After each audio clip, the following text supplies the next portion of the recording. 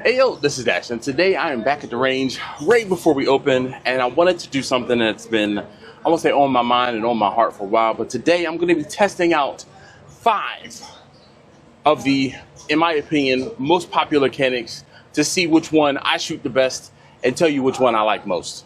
That is why that is my favorite pistol of these 5 that are sitting here.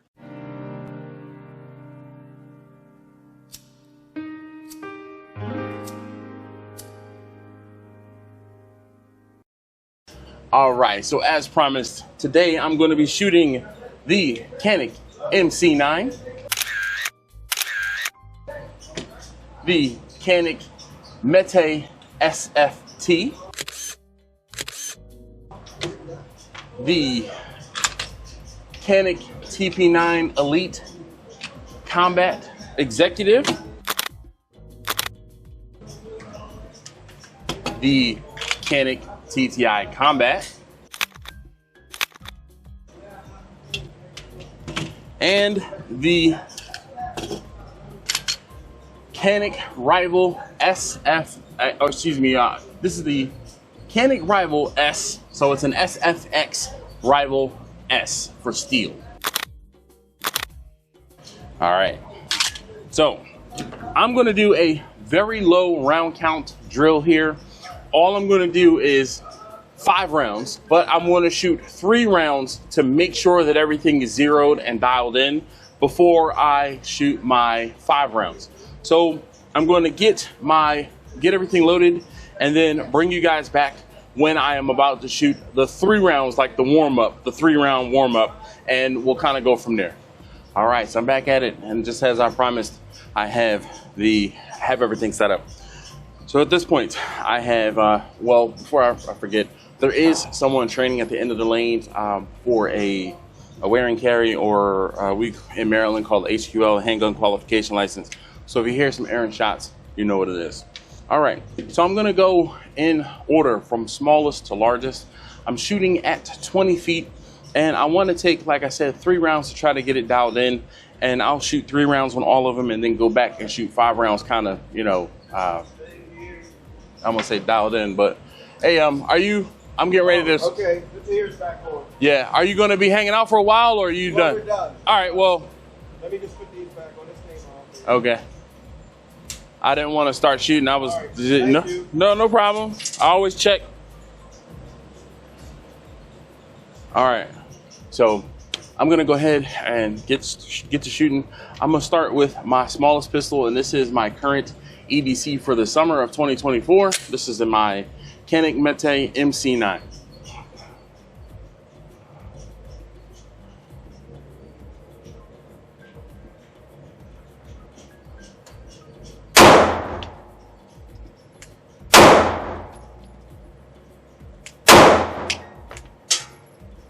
Alright, 3 shots.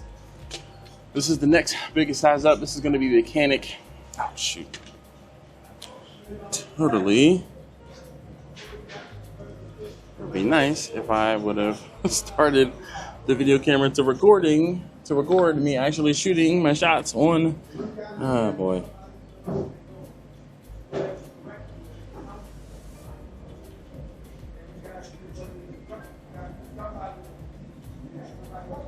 It's always something.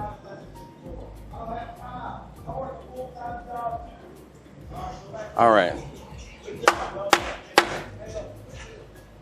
All right, so I'm gonna go. Oh yeah, get your ears on. That's what. That was the point of me telling you I was shooting. When you get out of there, take them off. Go ahead.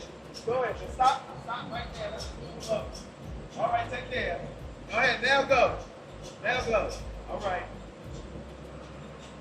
That was the whole point of me saying I'm getting ready to start shooting. Hey man. Yo. You can't make this up, man. I know. You can't make it up, man. Thank you. No problem. We ain't got no more guns left out here. Nah, you good. All right, so I'm gonna go top right. Have fun. Thank you, sir. Yeah. Be easy. Yeah, you too, brother. All right. Holy cow. All right. Oh, goodness. Yeah, a little better. All right, 3 shots there. So this is the Canik Mete SFT. This is my current winter carry. So during the winter when I'm wearing a hoodie and everything like that, this is what I'm carrying. And let's go top left. Oh, there we go.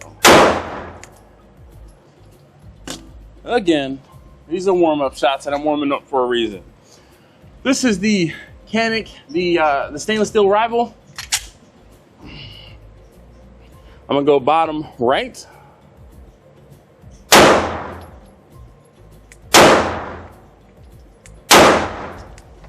All right.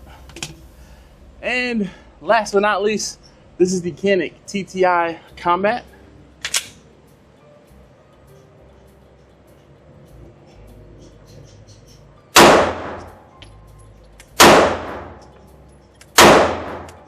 All right. They're messing with me. Is it? Oh shit. All right. Well, my session got cut short. I didn't realize it. Waiting for that class to finish up. I'm done. You guys see my 3 shots. Maybe if I get an opportunity to shoot later. If I won't, I probably won't shoot later, but I'll talk about these 5 different pistols and tell you which one is my favorite. I am back from the range, but I wanted to talk to you guys and, you know, just, I was a little rushed at the range and didn't get to actually shoot the 5 rounds that I wanted to shoot after I'd warmed up with each of the pistols. But I wanted to bring them home and talk about them. So this is the MC9 and we'll talk about them in the order in which I fired them. The MC9 punches above his weight class. And when I say that, the MC9 is the smallest, lightest, thinnest Canik that you can buy. And it shoots to me as accurately as I can shoot it, as accurately as I can my full size or a full size Mete SFT. Did I shoot it as accurately as the SFT today? The boy has no skills. No, but I can make as many excuses as the day is long, but that's neither here nor there. This shoot, this, I guess, outing, what I was trying to do, I was rushed and my inaccuracy showed. But I guess I'll just have to go and do it again. I started editing the video and I said, all right, you know what? I'm going to look at the target and I'm going to count up these squares or where the impacts were on that piece of paper, on that target. And each of the impacts is, or each of those squares is an inch. So basically I counted up how far away each of the shots were from that center of the target that I was aiming at. The MC9 was tied for, what is this? I guess not the worst. One, two. So tied for 4th place with the second to worst is the MC9 at 7.5 inches, you know, spread, if you will. I don't quite know how to, my grouping was off by 7.5 inches as total, counted by the total dots distance away from the center, if that makes sense. The Elite Combat. That is Elite Combat. This is one, this particular one is the one that I would outside the waistband carry, because this is the one that I call my Gucci Canik. All right, it is the one I painted it. I have a gold flat trigger to match the gold barrel that it came with. My optics mounting screws are gold. I have Taylor Freelance backstrap and magwell, and the, damn it,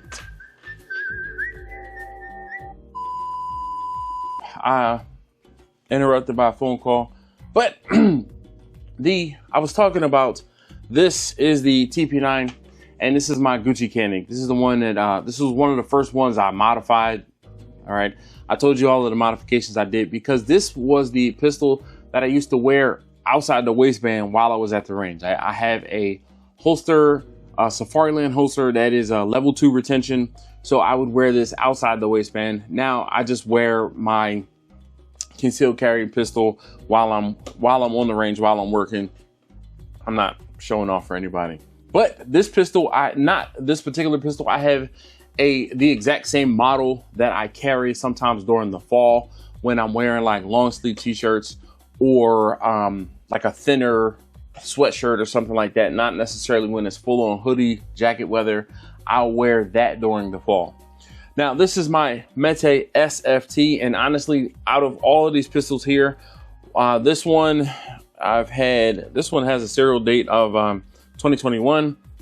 So I've had this one for quite a while, and this is the one that I put the most rounds through, just from me shooting it, letting other folks shoot it while I'm on the range. I have the most rounds through this. I feel most comfortable with this pistol. I usually am the most accurate with this pistol as well. Not today. Today, it was the least accurate of these 5 pistols that I have. The MC9 and the TP9 Elite SC both had a tie for 4th. Well, actually, I guess it's tied for 3rd at 7.5. My SFT, again, the one that I'm most accurate with, typically had a score of 8, and the lower the score, the better or more accurate it was. The TTI Combat. The TTI Combat is one of my newest Caniks. Obviously, it is a new Canik. I am still trying to figure this one out. It shoots phenomenally. I shoot it pretty well. I won't say phenomenally. I shoot it pretty well. I don't have any problems shooting it.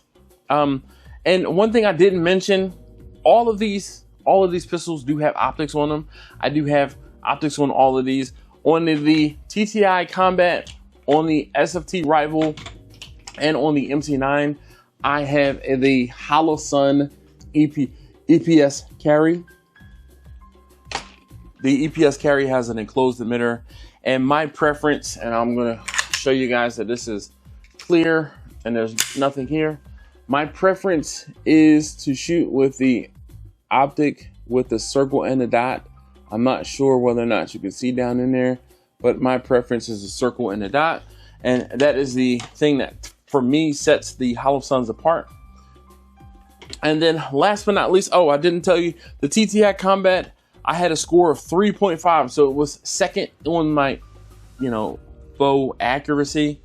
And the Rival S, honestly enough, the last time I shot the Rival S, I did almost the worst with the Rival S, but it just kind of goes to show, one time to the range versus the next time to the range. That's why you go to the range and you practice and you do what you need to do. But the last time I took the Rival S to the range, I was not as accurate versus the SFT when I shot the SFT. But this Rival S, again, I have an optic in there. Hopefully you can see the red dot. I'm not sure what you can see because I can't see what. There we go. There you can see the red dot, and I prefer a circle and a dot. This is the Hollow Sun 508T, and it has the it's got a sensor on the top for brightness, and it'll auto dim the optic for when you're in darker situations or in brighter situations. But I had a score of 3 with the stainless steel Rival. Boggles my mind. There are just certain times, and I don't know also if it was did I shoot the TTI last? Oh no, I shot the stainless steel, then the TTI. So I shot the TTI last. I don't know. Of these, my favorite to shoot, and I mean, I have no bones about it, my favorite to shoot is the SFT. I mean, I guess second to that would be tied between the stainless steel and the TTI Combat. This one is so heavy, it feels so planted in your hand as you're shooting it. This TTI Combat, the trigger pull is slightly heavier than some of the other pistols.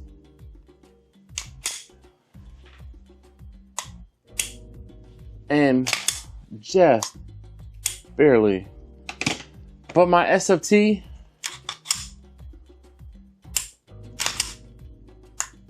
and I need to order a trigger weight scale. But my SFT to me is my favorite shooter.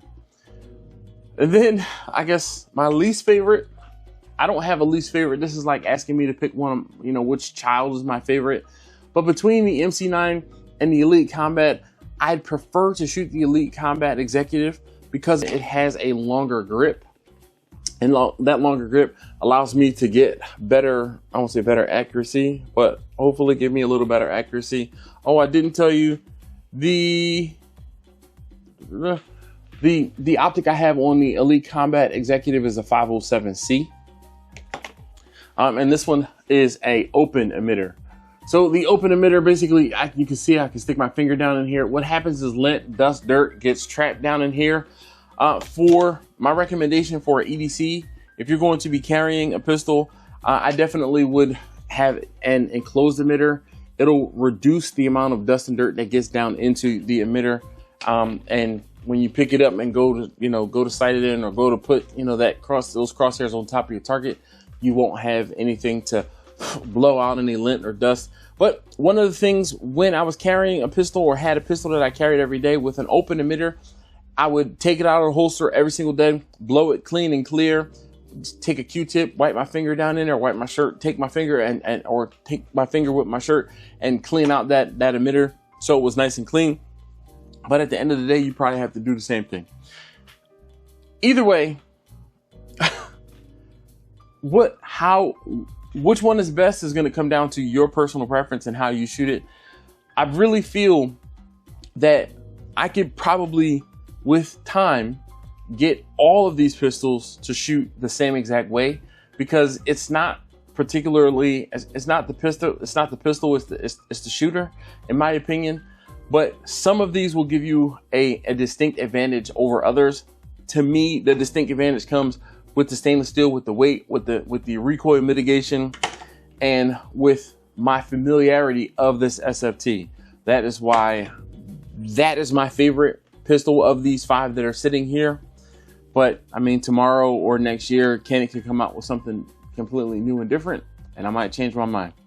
Either way, thank you guys so very much for watching. Thank you for hanging out with me at the range, and feel free to come on back and tell me what else you would like to see in an upcoming video, and hopefully I can help you guys out.